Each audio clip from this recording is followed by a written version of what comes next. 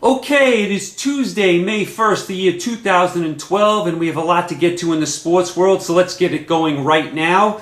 First up, the NBA. The Heat take a 2-0 lead against the Knicks last night, and this series is over. The Knicks are finished. As soon as this matchup was announced, you knew the Knicks had no chance. The Knicks got a bad draw here. They could have done better against any other team in the East. Instead, they get Miami, who they don't match up with at all, and this will be a short series. LeBron and Dwayne Wade get dunks while Carmelo Anthony struggles for every point he gets. That's the difference in the series. The Heat stars get easy baskets, and Carmelo Anthony has to struggle for everything he has. Throw in the fact that Shumpert's out. Throw in the fact that Lynn's out. Throw in the fact that Tyson Chandler has been sick the first two games. And now we have the Amari Stoudemire situation, which it looks like he's not even going to play the rest of the series. After the game last night, he punches a fire extinguisher in the locker room, cuts his hand, and he's going to miss the rest of the series. Totally unprofessional by Amari Stoudemire. He's been a complete disaster here in New York. And the Knicks are now on the hook with his contract. They can't get rid of this guy. They owe him like $100 million over the next few years. His contract is untradeable. So the Knicks are going to be hampered going forward. I mean, the Knicks have a nice team, but in order to get to that next level, they're going to need to jettison Amari Stoudemire and his contract out of here, and I don't think they're going to be able to do it. I don't think any other team in the league wants him or his contract. So he's become another bad contract. I remember years ago the Knicks were saddled with all these bad contracts during the Isaiah years, and it just destroyed the whole franchise. And you thought this was all behind you, and now here again another bad contract. They're stuck with Amari Stoudemire now, and who knows what kind of situation this is going to turn into, because he's not a good fit with Chandler. He's not a good fit with Carmelo. So it's just not working, and now you're stuck with this guy. So the Knicks are going to be hampered in the years to come unless they can find some team out there that's desperate enough to take him and his contract. I don't see it happening, but who knows. Moving on, Oklahoma City, Dallas. What a difference a year makes. Last year, Dallas made all the big shots. They came up with all the big stops. This year, through the first two games, the complete reverse. Oklahoma City goes up 2-0 last night. Dallas could have easily won both or one of these games. Instead, they win none. The first game, Dallas was up 7 points with 3 minutes to go. They blow that game. Durant hits the big shot at the end. Last night, Dallas was right there. Nowitzki couldn't hit a big shot. Once again, Oklahoma City comes up with all the big shots at the end of the game. They come up with the big stands at the end of the game. And Oklahoma City is going to win this series. They're up 2-0. They have home court.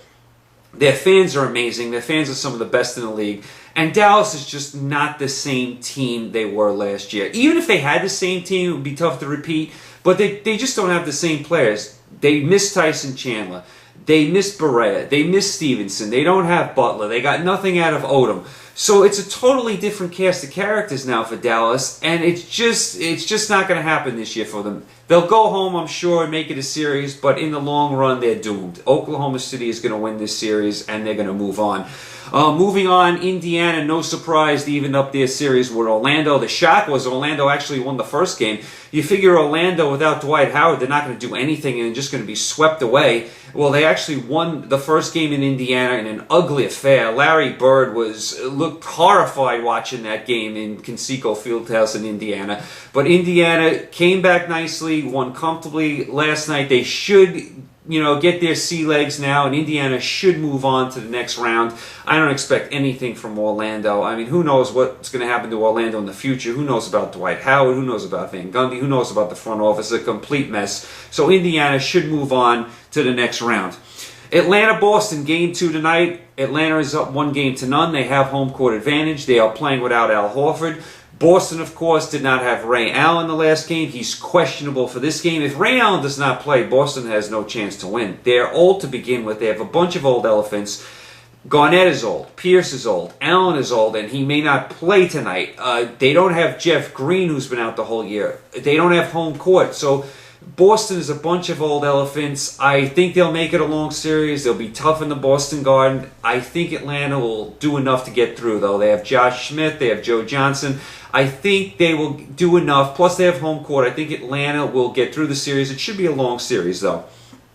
Memphis Clippers, they play tomorrow. I cursed Memphis. They were my surprise team in the playoffs. I thought they would beat the Clippers. Then I thought they would go on and play San Antonio. I thought they'd have a good chance of beating them. They beat them last year. What does Memphis do in game 1 of this series? They go up 27 points against the Clippers, and they blow the lead at home. How do you blow a 27-point lead at home?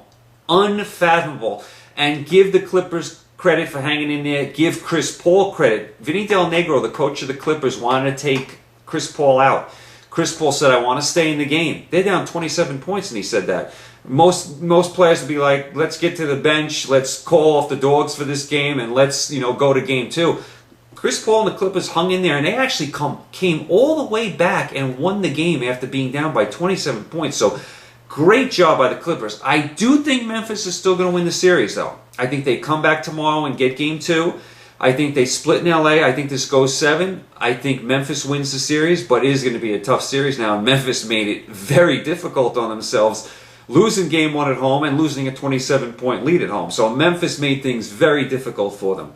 Moving on, San Antonio, they play game 2 tomorrow. San Antonio is up 1-0. They won easily in the first game. They have home court advantage. They're too experienced, too good. Home court, I don't see San Antonio having a problem with Utah. I think San Antonio will move on. Chicago, Dallas. Chicago is up 1-0, but it doesn't feel that way. Chicago lost their best player, Derrick Rose, for the rest of the season. Their championship dreams are down the drain. They probably will have enough to beat Philly in this series, but moving forward, Chicago is doomed. They cannot win a championship without Derrick Rose. So very heartbreaking to see him go down with that injury. Very heartbreaking for the city of Chicago. Not Tom Thibodeau's fault at all. You could get hurt at any point in the game. And as you saw in the Clipper game, no lead is safe, and that lead was dwindling down, so you can't blame Thibodeau for leaving Rose in the game. So you can't blame him. I think Chicago will have enough to get through this series, but then the writing is on the wall. They don't have enough to win a championship without Derrick Rose. One more thing on the NBA. The TNT halftime show is virtually unwatchable to begin with. I mean, you have Kenny Smith, Barkley, Shaq's now on there. You have Ernie Johnson trying to referee all these all these characters. It's just a carnival atmosphere. They don't even talk basketball anymore. They gave Charles Barkley an Emmy.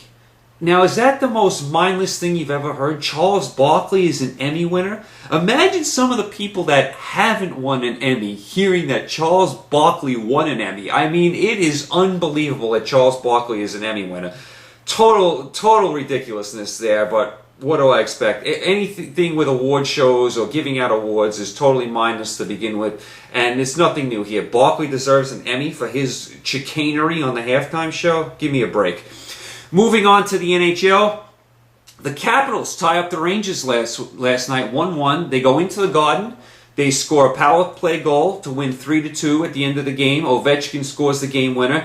The Rangers had a nice comeback to tie the game at 2, but the problem with the Rangers is they took too many penalties. You can't continually take penalties in the third period of a tie game and expect to get away with it. It's hard enough to play 5-on-5 in these playoff games.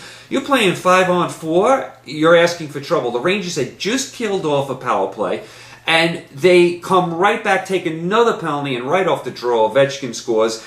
And it's all working for Washington right now. Everything the coach does is working. They're playing more of a defensive strategy. That's working. They're playing Ovechkin less. That's working. They have a rookie goalie. That's working. They beat Boston, the defending champs, in the first round. Now they have the Rangers 1-1. They took home ice away from them. And I also want to make this point. Down in Washington, the Capitals have been the game to see the last few years. The Redskins have been awful. The Nationals are getting good now, but they've been awful. The Wizards have been awful. The college sports have not been as great as they have been in the past. So the Washington Capitals have been the game to go to down there the last few years. So they should be in a frenzy come Wednesday night in Washington. The fans should be all decked out in red. They should be going crazy. It's funny, Washington has been the 1 seed a few years over the last few years and let the fans down. Now they barely got into the playoffs this year, and it seems to be going in reverse, that this team is surprising everyone. So it should be a great atmosphere down there in Washington tomorrow. Should be a good series, should be a long series. Now, Philly Devils, game 2 tonight. Philly won the first game in overtime. I expect Philly to get through. I don't think the Devils have enough scoring. Brodor's a little old. Philly has home ice. I think Philly's a little better. The Devils usually play Philly tight. I think Philly will get through, though. I think they're just too tough. In the West, it's just been crazy. The Kings, who are the 8th seed, knock off Vancouver in the first round. Now they go on the road and beat the second-seeded Blues twice in St. Louis. The Kings are giving up no goals. They're playing a tight defensive game. Their goalie is tremendous. And they're winning these low-scoring games. So the Kings are up 2-0, and the Blues are in big trouble. Same thing with the Phoenix-Nashville series. Phoenix barely got into the playoffs. They had a struggle to get into the playoffs. They barely got in.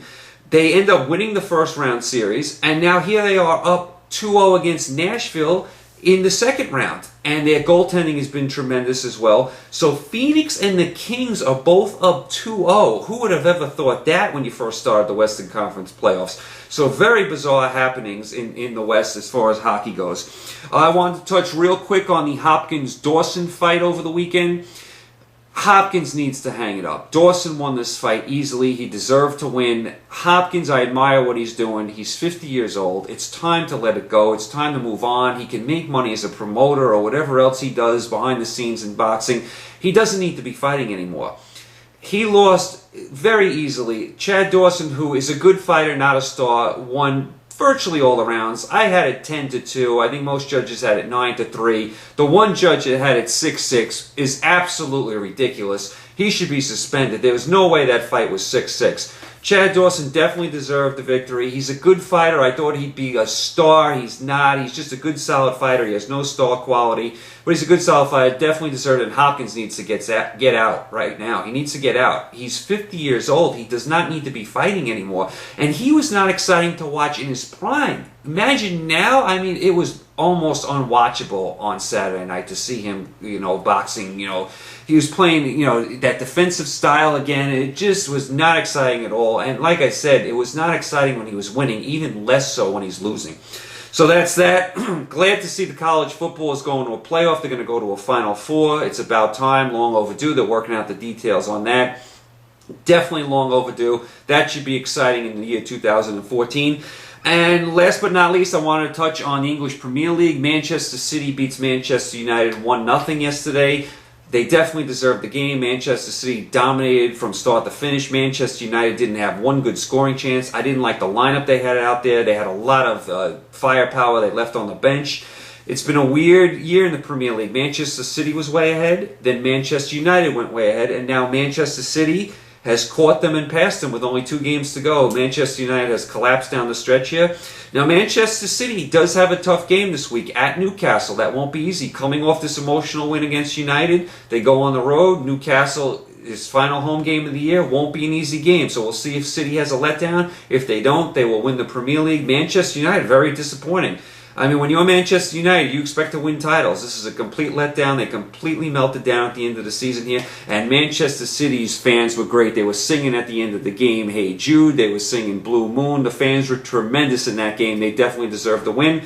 So I will be back with you tomorrow. We will talk more NHL playoffs, more NBA playoffs. We will touch on the baseball and everything else going on in the sports world. So enjoy the games tonight, and I will talk to you tomorrow.